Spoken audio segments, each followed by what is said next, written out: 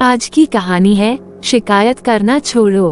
आकाश airport से बाहर निकला और कैब इंतजार करने लगा। वो कैब पहले ही बुक कर चुका था। वह सोच रहा था कि कैब सही समय पर आ जाए और सही समय पर उसे गंतव्य पर पहुंचा दे। कुछ ही देर में एक शानदार चमचमाती हुई कार उसके पास आकर रुकी, जिसे देख आकाश एक पल को चौंका कि क्या ये उसके द्वारा बुक की गई कैब ही है। उसका अंदाजा सही था, वो वही कैब थी। कार से एक ड्राइवर बाहर आया और उसने आकाश के लिए कार के पीछे का दरवाजा खोला। आकाश के बैठते ही उसने कागज का एक पन्ना उसे पकड़ा दिया और बोला, सर, इस कागज पर हमारा मिशन स्टेटमेंट लिखा हुआ है। आप आराम से बैठकर इसे पढ़ लीजिए, तब तक मैं आपका सामान डिक्की में डाल देता हूँ। ओह! चौंकते हुए आकाश ने वह मिशन स्टेटमेंट ले लिया और उसे पढ़ने लगा। उसमें लिखा हुआ था, हमारी कैब सर्विस में आपका स्वागत है। हम आपको आपके डेस्टिनेशन तक सस्ते दाम पर, सुरक्षित तरीके से जल्द पहुंचाने की कोशिश करेंगे। आपको किसी प्रकार की दिक्कत का सामना नहीं करना पड़ेगा। आपकी यात्रा मंगलमय रहेगी। वह मिशन स्टेटमेंट पढ़कर आकाश के चेहरे पर एक मुस्कुराहट छा गई। फिर उसने कार के भीतर एक नजर डाली। कार साफ सुथरी थी। तब तक कैब ड्राइवर ड्राइविंग सीट पर बैठ चुका था।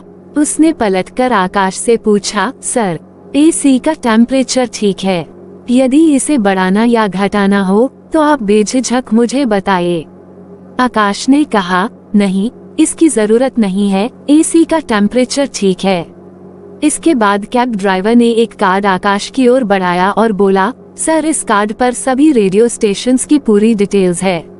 आप जिस भी रेडियो स्टेशन को सुनना चाहते हैं, प्लीज मुझे बता दीजिए, मैं वो प्ले कर दूंगा। आकाश ने कार्ड ले लिया। फिर कैब ड्राइवर ने कहा, सर, आज के सारे न्यूज़पेपर्स भी यहाँ उपलब्ध हैं।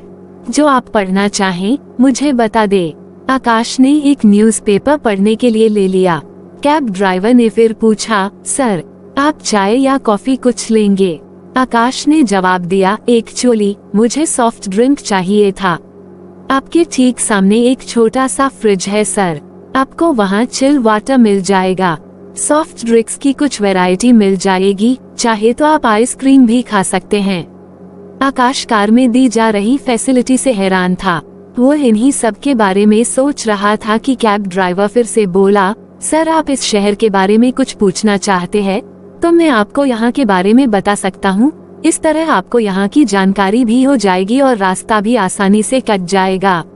आकाश ने शहर के बारे में तो नहीं पूछा, लेकिन एक सवाल जो बहुत देर से वह सोच रहा था वह पूछ लिया, भाई, तुम मुझे ये बताओ कि क्या तुम हमेशा हर कस्टमर को इसी तरीके से ट्रीट करते हो, इसी तरीके से बात करते हो, उसे ये सारी फैसिलिटी देते हो?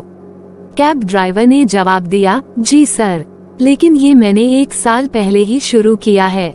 यूं तो 5 साल से मैं कैब चला रहा हूँ, लेकिन पहले ये सब नहीं करता था। मुझ में ये बदलाव एक कहानी लेकर आई। एक दिन कैब चलाते चलाते मैं रेडियो पर एक कहानी सुन रहा था। वो कहानी थी बाज और बत्तख की। उस कहानी में बताया गया था कि बत्तख कैसे क्वाक क्वाक कर हमेशा शिकायतें करती हैं। वही बाज हमेशा ऊपर आकाश में उड़ता रहता है। उस कहानी में ये बताया गया था कि यदि हमें कुछ अलग बनना है तो इस दुनिया से कुछ अलग करना होगा।